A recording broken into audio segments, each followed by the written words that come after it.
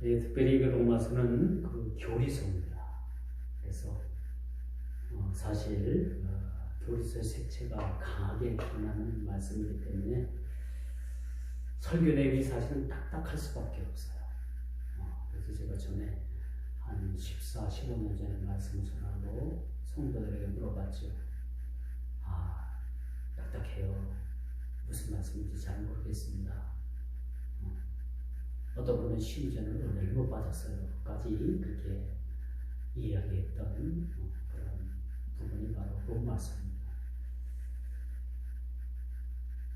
그래서 저는 오늘 이 본문 말씀을 준비하면서 걱정 반, 기대 반으로 오늘부터 로마서 후반부를 그렇게 함께 말씀을 통해서 은혜를 받고자 합니다. 여러분들이 오늘 좀 어렵고 힘들고 답답한 말씀이라도 잘 들으셔야지만이 여러분들이 어떻게 구원을 받았고 구원받은 자의 삶이 어떠해야 하며 구원의 감격과 기쁨을 어떻게 우리가 누리고 또 하나님은 누구시고 예수님은 누구신가?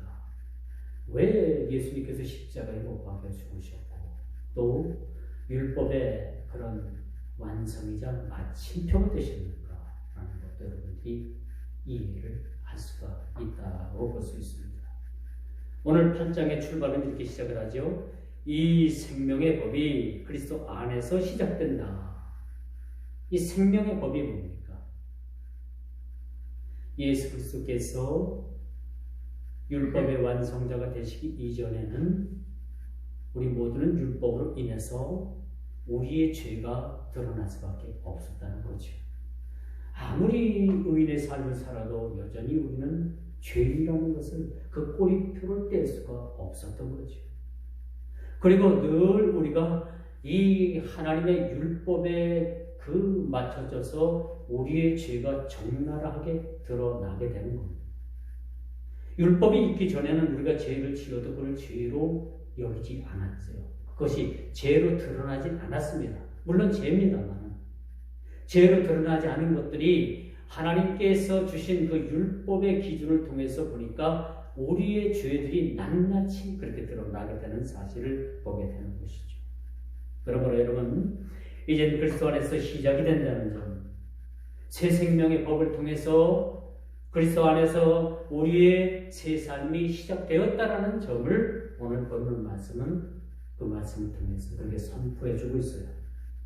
뿐만 아니라 사망의 법에서 저와 여러분들 모두를 해방시켜줬다 라는 그런 말씀으로 오늘 8장 1절 2절의 말씀이 결론부부터 도입을 하고 결론부터 내려놓고 그 이후에 그 결론이 왜 이러한 결론을 내릴 수밖에 없었던가라는 것에 대한 3절부터의 부연 설명이 이루어지고 있다는 거죠. 그래서 여러분들이 1절, 2절만 잘 봐도 오늘 로마서 8장만큼은 여러분들이 완전히 이해하고 그것을 믿음으로 받아들일 수 있는 그런 신앙을 여러분들이 소유할 수가 있다는 거죠. 이 조국이 1945년 8월 15일에 일제로부터 일본 제국으로부터 해방을 맞이하게 되었죠. 특별히 그 해에 태어난 그런 아이들을 해방둥이라고까지 그렇게 이야기를 했습니다. 이제 그런 분들이 지금 나이가 77세 정도가 될 겁니다. 77세 되는 분들이 이제 그분들이 해방둥이 세대의 해방 때 태어났던 분들이라고 볼 수가 있겠죠. 이렇게 일제치하 36년 긴 세월, 이처럼 한 나라가 이 다른 나라들로부터 식민 지배를 받고 36년 동안에 이 조국이 얼마나 철저하게 파괴됐는지는 몰라요. 언어를 잃어버렸죠. 우리 문화를 잃어버렸죠. 우리 모든 민족의 정기가 끊어졌다라고 해도 과언이 아니라는 사실입니다. 36년 세월에 그렇게 된 거예요. 근데 오늘 우리가 이렇게 36년 동안에 많은 이 나라, 이 강토가 망가지지 않은 부분이 하나도 없었어요. 이렇게 볼 때에 사람이 영원히 죄로부터 사망에 이르게 된다는 사실 너무 비참하지 않습니까? 우리 인생이 죄로부터 해방받지 못하고 죄의 문제를 우리가 해결받지 못하고 우리 일생을 살다가 그렇게 죽는다라면 이것보다도 더 우리 인생이 엄청난 그러한 비참한 삶이 아닌가라는 것을 우리 스스로가 한번 생각해 볼 수가 있는 거죠. 오늘날 우리 대다수의 그리스도인들은요, 마음으로는 하나님의 법을 즐거워하면서 그것을 행하기를 소원하고 또 항상 죄의 법이 성도의 육신을 사로잡아 마음이 원하는 바를 보지는 못하지만은 늘 우리가 예수를 믿으면서 신앙생활하면서 어떤 마음을 가지고 우리가 살아갑니까? 어떤 마음을 가지고 우리가 살아가요? 좀 더 예수를 잘 믿고 신앙생활을 잘 하고 싶은 마음들이 저와 여러분들에게서 가지는 같은 마음들일 거예요. 그러나 이런 마음 한켠에는 여전히 우리가 죄를 짓고픈, 여전히 우리가 죄의 욕망에 시달리는 우리 한켠의 모습들을 보게 되는 거죠. 마음으로는 우리가 하나님을 잘 믿고 하나님을 잘 섬기고 참 신앙생활을 해도 참 멋있는 신앙생활을 하고 있지만은 늘 우리의 생각을 누가 가져갑니까? 사탄 마귀가 우리의 생각들을 빼앗는 거예요. 그리고 우리 마음속에는 두 마음이 늘 갈등하는 마음들을 우리가 보게 되는 것이죠.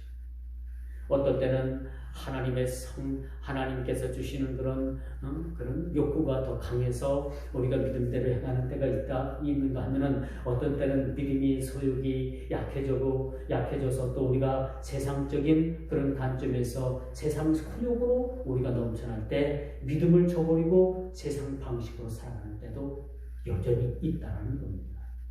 그래서 우리 마음속에는 이 두 마음이 늘 싸우게 됩니다.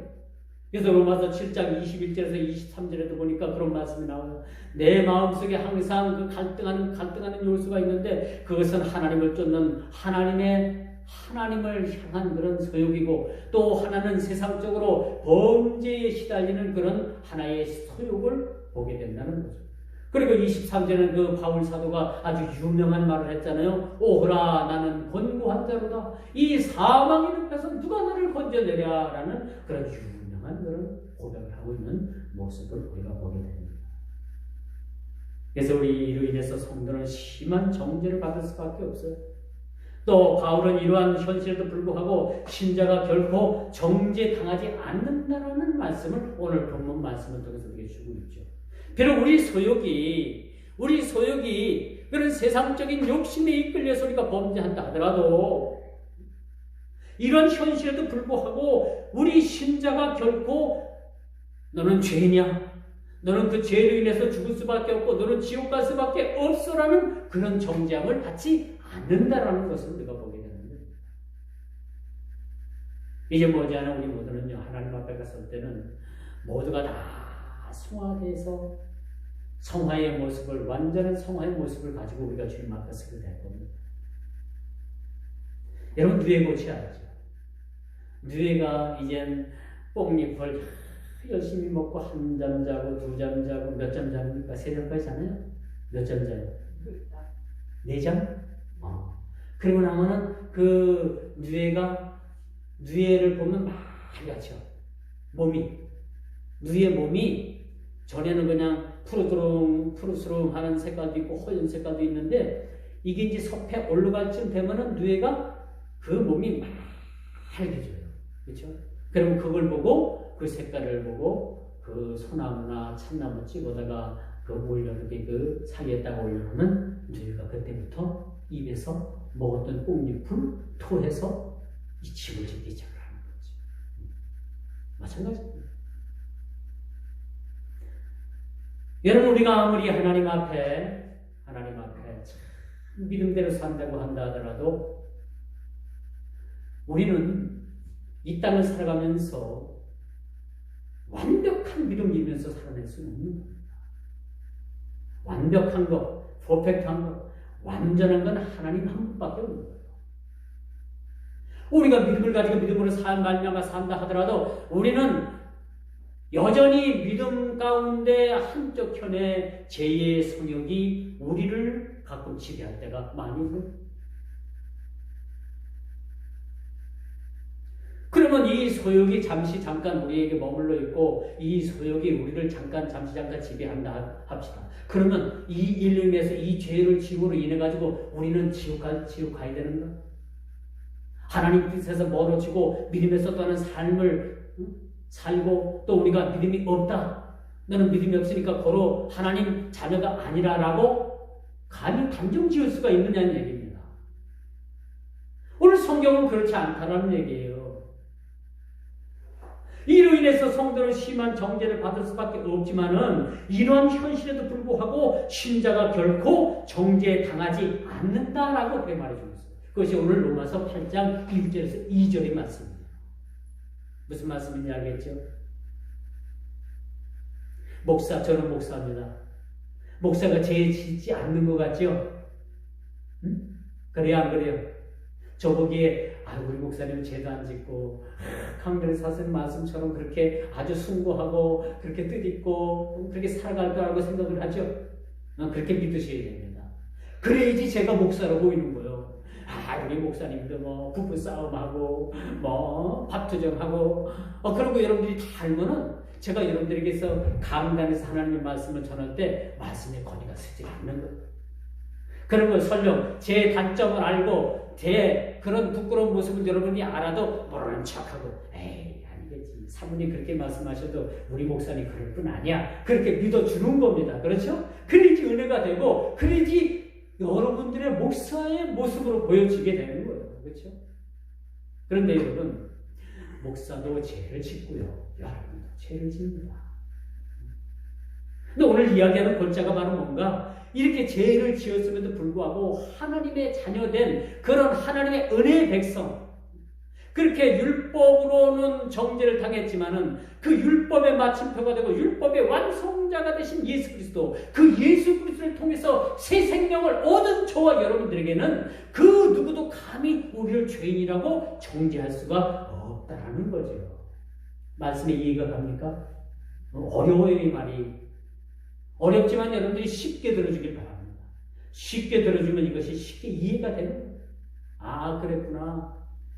가끔 여러분들이 예수를 믿고 나는 권사고 나는 장로고 나는 집사인데 내가 이래갖고 천국 갈 수 있을까? 내가 집사인가? 그렇게 여러분들 회의를 느낄 수도 있지만요. 여러분들은 어쨌거나 그런 회의적인 마음이 든다 하더라도 어쨌든 여러분들은 주님으로부터 새 생명 얻고 새 사람 되었다는 사실을 믿으시기 바랍니다. 이게 골자입니다. 오늘 본문의 말씀의 핵심이 바로 이런 골자의 내용이라는 거죠. 그래서 어찌 보면 이 설교를 들으면 여러분 굉장히 딱딱해요. 좋은 분들도 사실 있어요. 제가 좋은 분들 여러분들 탓하지 않을게요. 그러니까 어려운 말씀이지만 이 사실 로마서는요 설교를 하기보다는 여러분들을 마놓고 성경 공부하면 더 힘이 있어요. 성경 공부를 하면. 그래도 이제 말씀으로 여러분들에게 전하고 우리가 성경 공부할 시간들이 별로 없기 때문에 말씀을 여러분들이 이제 말씀을 통해서 여러분들에게 말씀을 전합니다만 이렇게 잘 들으면 여러분들에게 이제 구원관, 기독론, 신론, 인간론, 성령론, 내세론 모든 것이 다 이게 한 줄로 이 바늘 끼르다가 실이 탁 통과했듯이 이 모든 것이 쫙 하나님과 이렇게 다 깨어지게 돼요.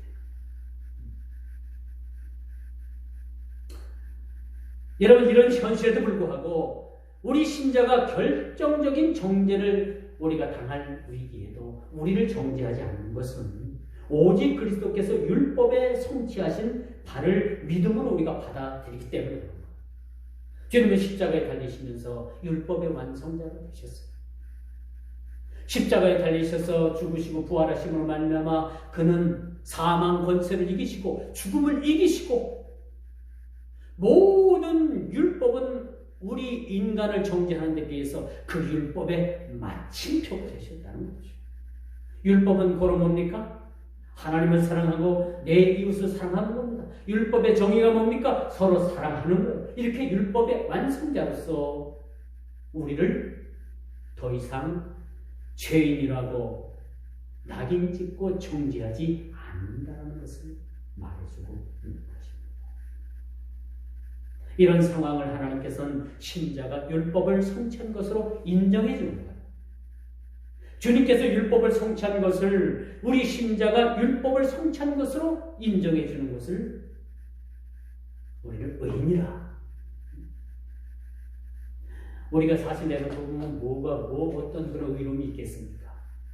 그러나 하나님께서는요, 율법의 완성자가 되시고 마침표가 되신 우리 예수 그리스도를 통해서 그를 믿는 믿음을 통해서 우리를 의롭다라고 그렇게 우리를 인정해 주신다는 사실 우리가 알아야 하는 거죠.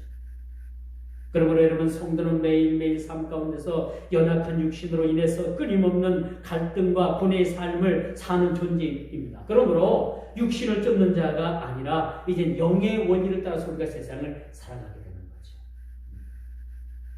여러분, 반드시 우리가 세상 사람들과의 어떤 삶의 기준이 다릅니다. 세상 사람들은 이 땅에서 삶이 뭐더라고 해서 이 땅에서 모든 삶을 다 쏟아내고 이 땅에서 마지막이라고 생각하고 살아갑니다. 우리는 그렇지 않죠. 이 땅에서의 삶도 우리가 중요하지만은 우리가 내세의 삶을 바라보고 사는 사람들 아닙니까?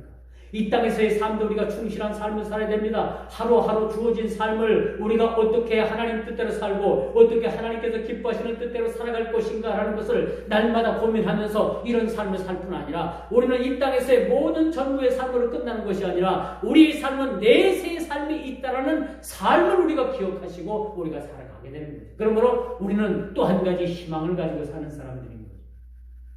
다시 말씀드려서 우리가 이 땅의 백성이지만은 이 땅 대한민국의 국민이요 백성이지만은 여전히 우리는 하나님 나라의 백성이요 하나님 나라의 국민이라는 사실들을 우리가 잊어서는 안 된다는 거죠. 그래서 우리는 이제 더 이상 육의 원리, 육적인 우리가 육신적인 원리에 의해서 우리가 세상을 살아가는 것이 아니라 영적인 원리에 의해서 영적인 원리를 따라서 우리가 사는 자들이라고 우리가 볼 수가 있겠죠. 이것이 복음의 핵심입니다. 복음의 핵심. 영적인 원리를 위해서 이렇게 따라가는 거죠. 살아가는 거죠. 그럼 영적인 원리를 제시해 주시는 그 기준이 뭘까? 하나님의 말씀인 성경인 거죠. 그렇죠? 여러분, 성경을 읽으면 이렇게 해라 저렇게 해라 하라 하지 말라라는 그런 말씀이 수백 가지가 기록되어 있다는 것을 우리가 보게 됩니다. 영적인 원리를 따라 살아가는 것이 뭐예요? 성경 말씀을 따라서 우리가 세상을 살아가는 것. 성도는 성령을 통해서 생명의 복음된 말씀을 받아들이면서 하나님의 양자됨과 기업을 이어받을 그런 기업을 물려받을 그러한 보증을 우리가 받았다는 거죠. 그래서 이미 죄로 인해서 육신과 영혼의 사형 선고를 받은 이젠 죽어서 여러분 썩은 시체와도 같은 저와 여러분들을 위해서 자기 아들을 오늘 본문에 보니까 죄 있는 육신의 모양으로 이 땅에 보내셨다. 근데 우리가 의인되고 결코 죄가 우리를 정죄하지 못한다는 그 사실은 무엇을 인해서 기인된 것인가? 오늘 본문에 보니까 육신의 모양으로 그 아들 예수 그리스도를 죄 있는 모양으로 하나님께서 이 땅에 보내셨다는 거죠. 그리고 십자가에 못 박으셨습니다. 그리고 철저하게 예수님께서는 우리의 모든 죄 때문에 그 십자가의 모진 고통 다 당하면서 그 십자가에서 모든 죄를 청산해 주신 거죠. 그러면 우리는 더 이상 죄인이 아닙니다. 그 십자가에서 돌아가신 예수 그리스도를 믿는 믿음 때문에 그것을 우리가 받아들이고 그것을 믿음으로 수납하는 그러한 우리 믿음의 성도들에게는 더 이상 우리를 죄인이라고 정죄하지 않는다는 거죠. 우리로서는 상상할 수도 없는 일입니다. 어디 나 같은 사람도 하나님께서 그렇게 사랑하셨단 말입니다. 여러분, 저를 보세요. 저와 여러분들은 어디 한 구석을 봐도 우리가 죄를 용서받을 만한 그런 구석이 없는 거예요. 하나님께로부터. 그렇지 않습니까? 그런데 예수님을 통해서 예수님을 우리 대신 십자가에 못 박아 죽으시고 우리 죄를 다 예수님께 전가시킴으로 말미암아 그가 우리를 위한 대속의 제물이 되심으로 말미암아 그가 하나님께서 그를 통해서 대속의 제물이 되어주신 그를 믿는 우리를 의롭다 해주신 거예요. 더 이상 죄에 대해서 우리들에게 왈가불가 따지시지 않겠다는 겁니다. 묻고 해주시겠다는 겁니다. 묻어주시겠다는 겁니다.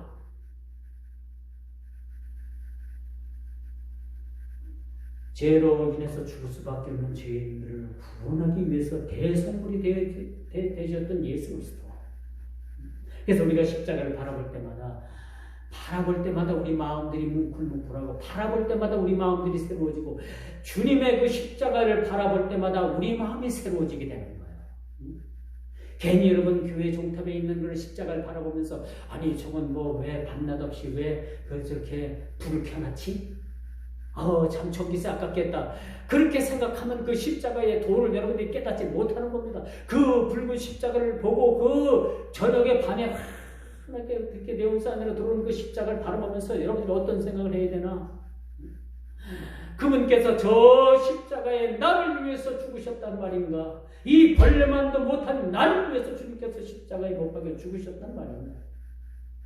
그런 애절한 가운데 그 주님의 십자가의 죽음을 우리가 믿음으로 받아들이는, 나를 위해서 죽으셨고 내 죄를 위해서 죽었으니까 나는 이제부터 뭡니까? 죄인이 아닌 의인이 된 거예요. 죄인이 아닌 의인이 된 거.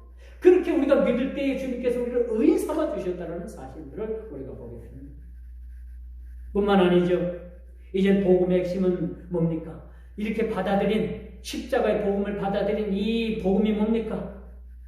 이 복음의 핵심이 뭐예요? 십자가에 달리신 예수 그리스도의 승리를 나타내주고 있는 거예요. 복음이 뭡니까? 우리가 받아들인 이 말씀의 복음의 본질이 뭡니까? 십자가에서 못 박혀 죽으신 예수 그리스도의 승리를 우리가 만끽하게 되는 거예요. 그분의 십자가의 죽으심으로 말미암아 승리하신 그 십자가는 누구의 십자가고 누구의 승리라고? 저와 여러분들의 승리가 되는 겁니다. 뿐만 아니죠. 이제 더 이상 육신을 쫓아 살지 않는 그리스도인들에게는 그 영을 쫓아 살아가도록 하나님께서 날마다 성령님을 통해서 우리를 날마다 권면해주고 계십니다. 날마다 성령께서 우리에게 뭡니까? 말씀하여 주시는 겁니다. 깨닫게 해주시는 겁니다. 마음으로 들게 하시는 겁니다.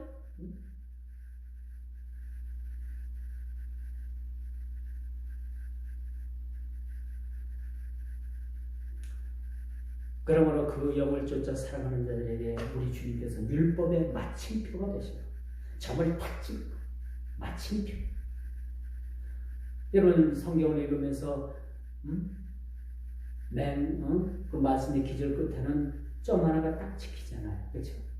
이 말씀이 말씀으로 다 끝났다는 얘기예요. 더 이상 이것을 흔들 수 없고 고칠 수 없다는 얘기예요. 우리의 부활? 누가 흔들고 누가 그것을 고칩니까? 절대 불가한 일입니다.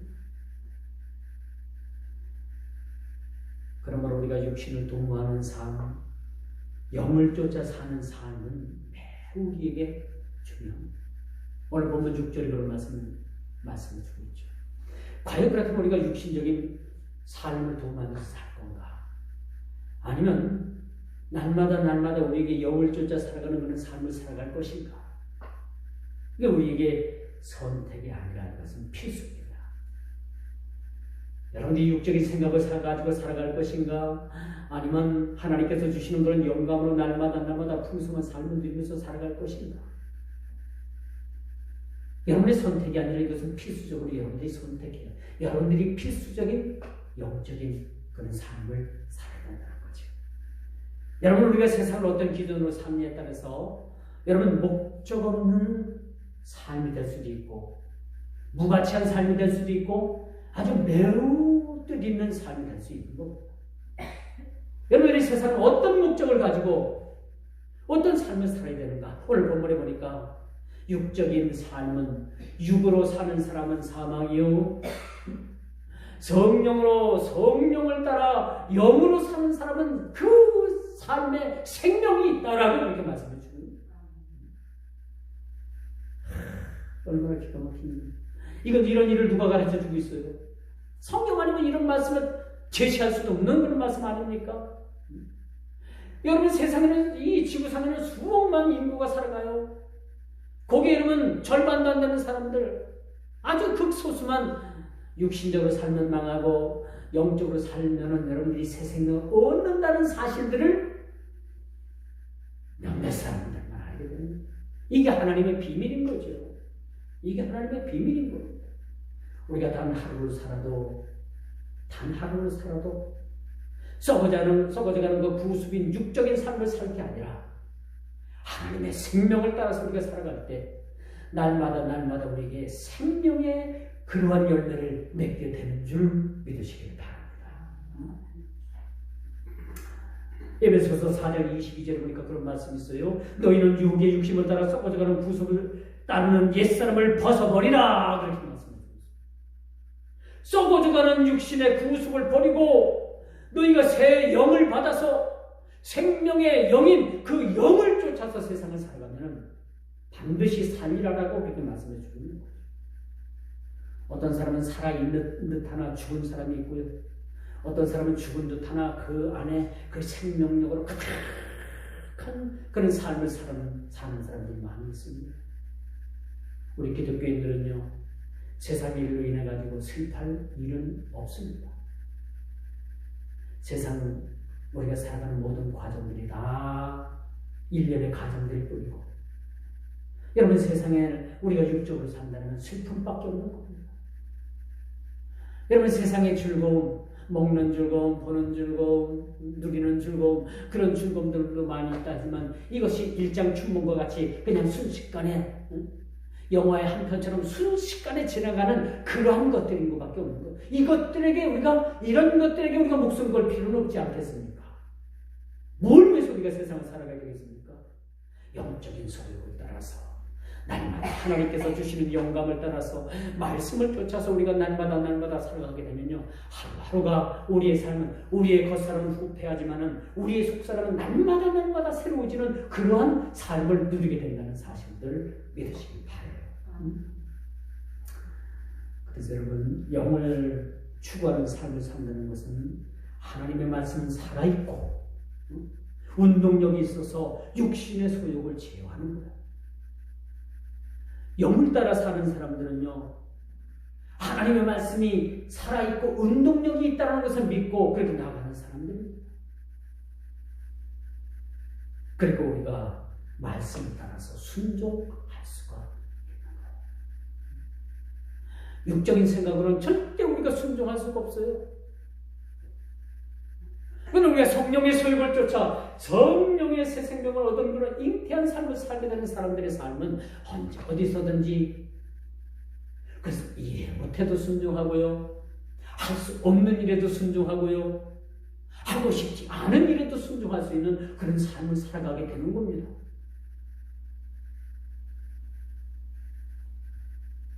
가끔 여러분 TV에 보면 나는 자연인이다 그런 프로가 있죠. 저도 그 자연인이라는 프로그램을 자주 잘 재미있게 봅니다만, 이 대다수의 사람들이 이게 산에 들어가가지고 자기 건강을 잃었고 이제 뭐 병원에서는 당신 뭐 그냥 얼마 못 사니까 좋은 것만 먹고 여행하고 그렇게 살다가 그렇게 좀 그렇게 하시오. 이게 세상적으로는 어떤 의학적으로 그렇게 사용성도를 받은 사람, 이런 사람들이 산에 가가지고 열심히 산나물도 캐먹고 산에도 올라가고 좋은 공기 마시니까 이렇게 죽으려고 했던 사람들이 살았단 말이에요. 그렇죠? 이런 사람들을 가만히 보면, 이 육적으로 그렇게 살고자 하는 욕망 가운데 이렇게 노력을 해서 산에 들어가서 이런 고소를 당하고 이렇게 좋은 공기 마시고 이렇게 사는 것에 대해서는요, 여러분 참 이 사람들 축하해 줄 만한 거예요. 그렇죠? 참 대단하다 그런 생각을 가져요. 그런데 여러분, 그 뒤에 이런 사람들이 그렇게 세상을 이제 좀 병이 나고 살았다고 한다면 과연 또 얼마나 그분들이 얼마나 또 세상을 살아갈 것인가. 또 병들은 또 죽게 되는 거예요. 그렇지 않습니까? 근데 이 사람들은 이런 프로그램들을 보고 막 이런 프로그램들이 요즘 막 나는 자연이다라는 그런 프로그램들이 굉장히 그냥 떴단 말이에요. 근데 사실은 이런 분들은 육적인 질병을 치료해서 치료했을 뿐만 아니라 참 축하해 줄 만한 일이지만 영혼에 대한 눈을 뜨지 못했다는 거죠. 영혼. 사망에서 생명으로 살아가게 되는 그런 영혼의 치료함을 그들은 모릅니다.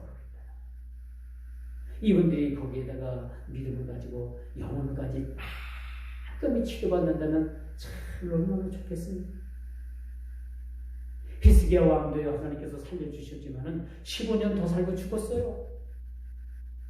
여러분, 성경에 많은 사람들이 예수님 앞에 나와서 고침을 받았죠. 축하해 줄 일입니다. 와, 이런 일도 있구나. 그런데 그 사람들도 종국에는 어떻게 됐습니까? 다 죽는 거예요. 다 죽는 겁니다. 그렇다면 뭐가 중요한 거예요? 뭐가? 육신의 고침뿐만 아니라, 물론 축하해 줄 일입니다만 그것뿐만 아니라 우리의 영생을 얻고 새 생명을 얻고 산다는 그 자체가 얼마나 우리에게 이것이 중요한 일인가라는 그것을 가치 있는 일로 알고 사는 사람들이 아주 많지가 않다는 겁니다. 육신을 치료받는 것보다는 영혼을 치료받고 새 생명을 얻는 것이 훨씬 더 가있는 일. 할렐루야. 그러므로 여러분, 우리 그리스도인들의 목적인 삶은 생명과 평안을 누리는 데. 우리 그리스도인들의 삶의 목적이 뭘까요? 6절입니다. 6절에 그런 말씀이 나오죠. 생명과 평안을 얻고 누리라라고 이 말씀을 줍니다. 뭘 통해서?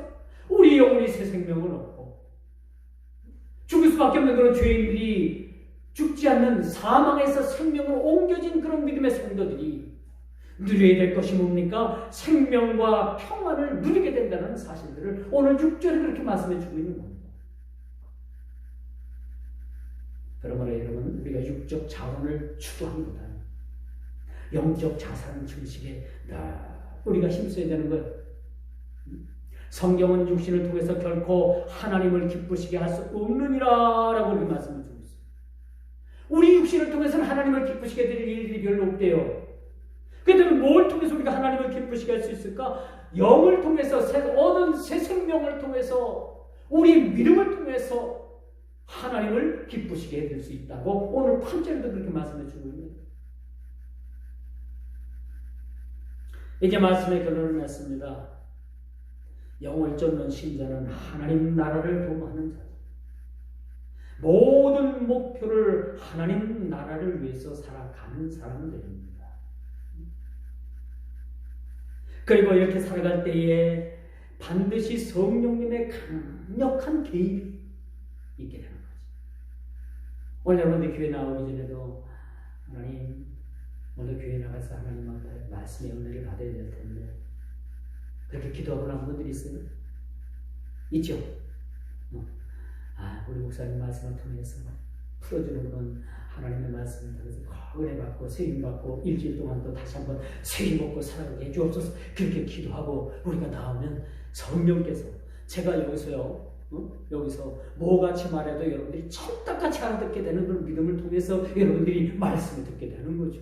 이게 뭔가 성령님께서 이렇게 주어진 일들을, 우리에게 주어진 이 은혜의 일들을 성령님께서 강력하게 여러분들의 삶을 통해서 개입하셔가지고 그것을 믿게 하고 확증하게 하고 누리게 하고 그런 작업을 하게 돼요.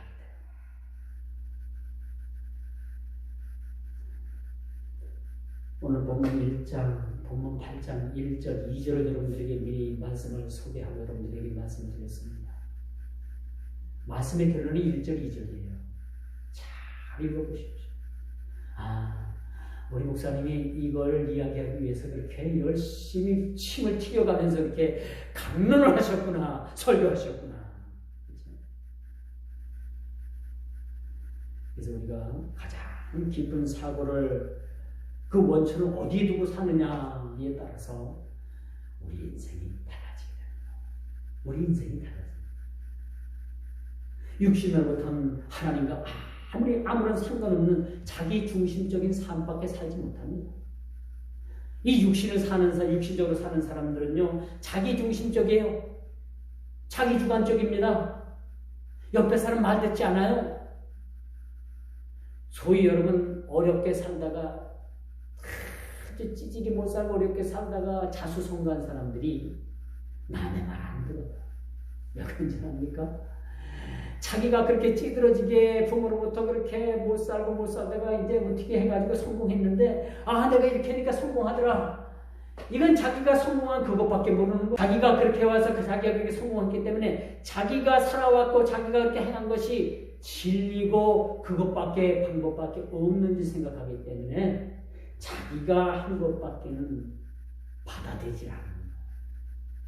물론 자수성가하는 게 나쁘다는 게 아니에요. 좋은 겁니다. 근데 남의 것을 받아들이는 데는 그렇게 쉽지 않습니다. 여러분, 이와 마찬가지로 우리가 육신을 가지고 사는 삶은 자기 중심으로 사는 삶이야. 오늘 아침 8시에 김문영 원사님이 전화를 하셨어요. 여보세요.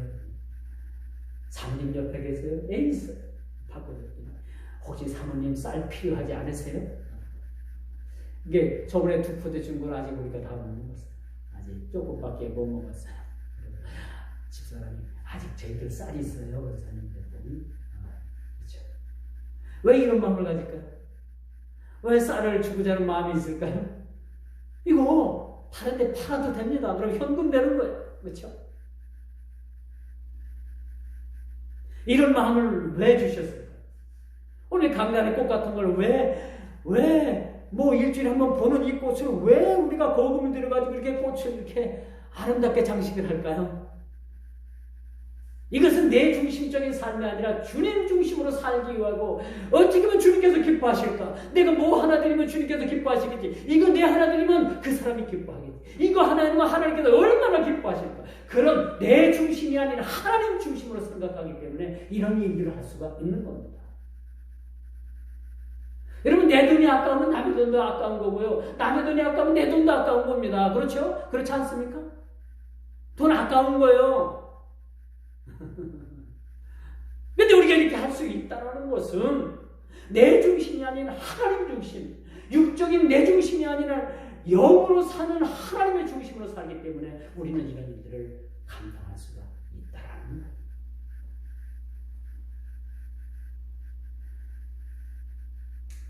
이제 초대 말씀을 보면서 이렇게 우리가 영적으로 살아도 우리 마음속에 여전히 두 마음이 있다고 하잖아요. 그렇죠? 저도 있고 여러분들도 있어요. 그렇게 성령의 소욕을 쫓아서 그렇게 살다가도 어느 편에 우리가 조금 믿음이 이렇게 허실되고 우리가 좀 세상 소욕적으로 육적으로 생각하면은 또 어떨 땐 또 그런 생각이 난다. 이렇게 우리가 하나님 앞에 갈 때까지 이 두 마음이 늘 싸우게 되고 두 마음이 늘 다툽니다. 어떻게 해야 될까요, 여러분? 어떻게 해야 됩니까? 오늘 8장 1절, 2절이 바로 그런 말씀에 그런 해답을 주고 있어요. 그러므로 이제 그리스도 예수 안에 있는 자에게는 결코 정죄함이 없나니, 이런 두 마음을 가지고 어떤 때는 성령의 소욕을 쫓아 살고 어떤 때 육신의 소욕을 쫓아 살아가라도 이젠 점점점 육신의 소욕을 따라 살아가는 것이 아니라 점점점 왕성하게 성령의 소욕을 따라 살아가는 그러한 삶이 점점 늘어나고 풍성하게 되어지는 거예요. 그런 삶에서 결코 예수 안에 있는 자들을 그 누구도 죄인이라고, 너는 죄 졌으니까 지옥 갈 수밖에 없는 자라고 정죄할 수가 없다는 겁니다. 이해가 되겠죠? 기도합니다.